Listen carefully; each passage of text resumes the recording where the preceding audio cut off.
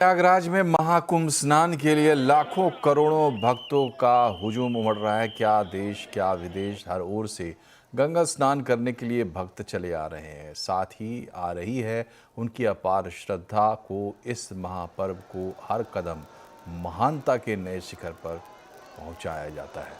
समूहों में लोग भक्ति गीत गाते झूमते पहुंच रहे हैं तो कोई अपनी बूढ़ी 90 साल की दादी को कंधों पर बिठाए गंगा की मोक्षदायिनी डुबकी लगवाने पहुंचा है। देखिए रिपोर्ट। जय जय हे महिषासुरमर्दिनी रम्यकपर्दिनी शैलसुते संगम की रेती लगे सबसे बड़े सनातनी मेले के पहले अमृत स्नान के मौके पर आस्था का अद्भुत नजारा देखने को मिला। देश के कोने कोने से लोग संगम पहुंचे हुए हैं। मध्य प्रदेश के रीवा का रहने वाला एक शख्स अपनी 90 साल की दादी को लेकर संगम पहुंचा और उनको इस पवित्र अमृत बेला पर स्नान कराया। श्रवण कुमार ने माता पिता को तीर्थ के लिए गए, लेकिन ये वो श्रवण कुमार है जिसने अपनी दादी को 90 साल की इस महिला को रीवा से यानी मध्य प्रदेश से लेके चले हैं, क्योंकि ये चलने में असमर्थ है और इनको दर्शन कराने के लिए ये यहाँ लेके पहुंचे हैं। और ऐसे में देखा जा सकता है कि इनकी भक्ति क्या है इस महिला की। अम्मा, कहाँ जा रही हो? गंगा नहाने जा रही हो? पहली बार आई हो कि पहले भी जा चुकी हो? पहली बार आई हो? पहली बार आई हो? पहली बार आई। अच्छा सर, क्या नाम है आपका? कहाँ से अपनी दादी को लेकर आ रहे हो? आप कंधे पे बिठाए कहाँ से चले आ रहे हैं? मैं देख रहा हूँ आपको। मैं आ रहा हूँ, समझ लीजिए आपके जो ये ब्रिज पड़ता है, हाँ, ब्रिज से आ रहा हूँ, कंधे में अब लग चलने फिरने में असमर्थ है अम्मा जी। तो ले जाओगे, पूरे नहला के लाओगे जी। अच्छा, कहाँ से आए हो? क्या संकल्प है? आप क्या लगते हो इनके? हाँ, हमारी दादी लगती है। प्रयागराज महाकुंभ में देश के कोने कोने से श्रद्धालु स्नान करने पहुंचे हैं। राजस्थान से भी लाखों की तादाद में श्रद्धालु आए हैं। वो महाकुंभ में बेहतरीन इंतजामों को देखकर काफी खुश हैं और इस बेहतर इंतजाम के लिए पीएम मोदी और सीएम योगी को धन्यवाद दिया।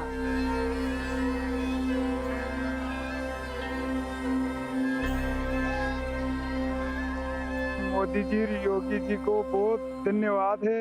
ऐसा कभी भी राजस्थान में कहीं भारत में भी नहीं होगा ऐसा का मुख्यमंत्री। तो बहुत ही अच्छा लगा और गंगा मैया के डुबकी लगाने में बहुत आनंद आया। यह कुंभ देखा तो बहुत अच्छी अच्छी बातें लगी है। अच्छी व्यवस्था, करोड़ों की संख्या में आदमी मिला और व्यवस्था बहुत अच्छी सुंदर लगी है। मोदी जी, योगी जी का सहयोग भी बहुत ही तगड़ा और बहुत ही बढ़िया लगा। ऐसा मन कर रहा है गंगा में नाता ही जता सिंगता जितना दूरिया और सबलता ही शीतलता ही काय होगी। और हमका मन ये कह रहा है कि भाई हम तो यही रहो।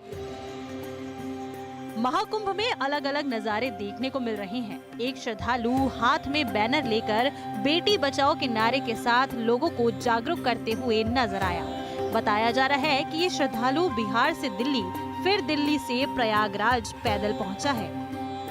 पोस्टर लिए महाकुंभ में आए सभी माता पिता संकल्प लें, पिता अपनी बेटियों को मद की मक्कारी से के बारे में बतावें और माता औरत की मक्कारी के बारे में मैं बेटी को बताएं, ताकि उन्हें घरेलू एवं यौन हिंसा और डिप्रेशन से बचाया जा सके। सर, ये एक स्लोगन किस लिए?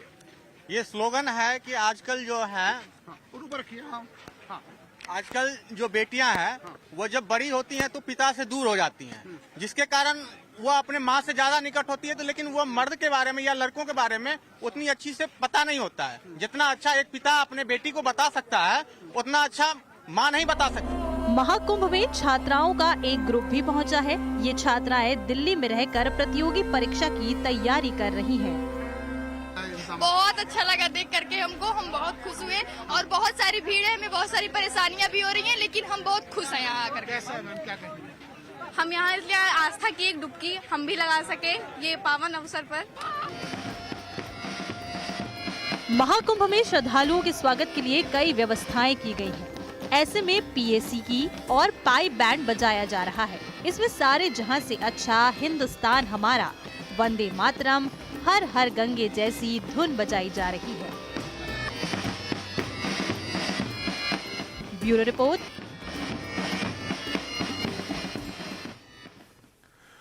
और देश भर में मकर संक्रांति का उत्सव धूमधाम से मनाया गया। लाखों श्रद्धालुओं ने मां गंगा में डुबकी लगाई। आज के दिन गंगा स्नान, व्रत, कथा, दान और भगवान सूर्य की उपासना का विशेष महत्व है, क्योंकि इस दिन से सूर्य उत्तरायण हो जाते हैं। संक्रांति पर खिचड़ी, गुड़, तिल जैसे कई चीज़ों का महत्व है। तिल और गुड़ की बनी मिठाई का आनंद भी आज लोग लेते हैं। लोग अपनी अपनी छतों पर पतंग उड़ाकर भी त्योहार मनाने का मजा लूटते हैं। केंद्रीय गृह मंत्री अमित शाह ने भी उत्तरायण का त्योहार मनाया है। अमित शाह ने अपनी धर्मपत्नी के साथ मिलकर पतंग उड़ाई।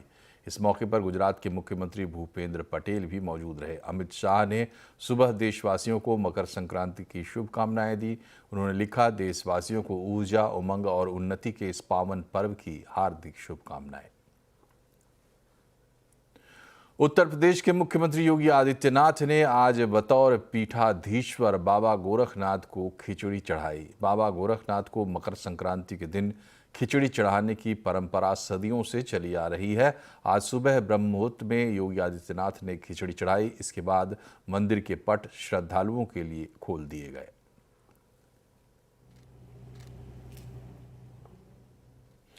बजट में छोटे कारोबारियों को बड़ी राहत मिल सकती है और छोटे कारोबारियों को सस्ती ब्याज और आसान शर्तों पर कर्ज की नई स्कीम आ सकती है। आज ही मर्चेंट वॉलेट का भी और उसके साथ ही मर्चेंट वॉलेट का भी ऐलान हो सकता है।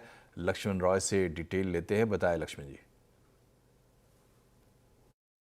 देखिए, इस बार जो बजट में एमएसएमई के लिए 3 बड़े ऐलान किए जा सकते हैं। जो सूत्र बता रहे हैं उसके मुताबिक एक ऐलान जिस पर गंभीरता से विचार चल रहा है वो ये है कि एमएसएमई यानी छोटे कारोबारियों के लिए सस्ते पेमेंट ऑप्शन का एक विकल्प दिया जा सकता है। ये सस्ते पेमेंट ऑप्शन जो है ये माइक्रो मर्चेंट वॉलेट होगा और इसके जरिए आसानी से और सस्ते में प्रीपेड वॉलेट होगा। एमएसएमई पैसे का लेन देन कर सकेंगे।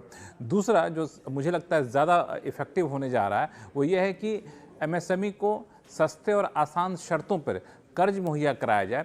लो कॉस्ट फाइनेंस के लिए एक खास स्कीम सरकार ऐलान कर सकती है। इस स्कीम के तहत कम से कम 3% इंटरेस्ट सबवेंशन यानी ब्याज 3% कम देना पड़ेगा, इस बात का प्रावधान किया जा सकता है। कई सारे कंडीशन में छूट दी जा सकती है और इसके तहत जो सूत्र बता रहे हैं करीब 2.5 लाख करोड़ रुपए कैपिटल इन्फ्यूजन का यहाँ पे प्रस्ताव रखा गया एमएसएमई के लिए। और तीसरा, एमएसएमई एक्ट जो 2006 है उसमें बदलाव किया जा सकता है। उसमें बदलाव इस तरीके से किया जाएगा जो आधुनिक ज़रूरतें हैं उन ज़रूरतों को पूरा करते हुए ज़रूरी प्रावधान इस बिल में रखा जाए और उनके लिए कारोबार के रास्ते आसान किए जाए। तो ईज़ ऑफ डूइंग बिजनेस के लिए भी कुछ प्रावधान उस बिल में किए जा सकते हैं। तो मुझे लगता है कि ये जो बजट होगा ये एमएसएमई के लिए काफ़ी खास रहने वाला है।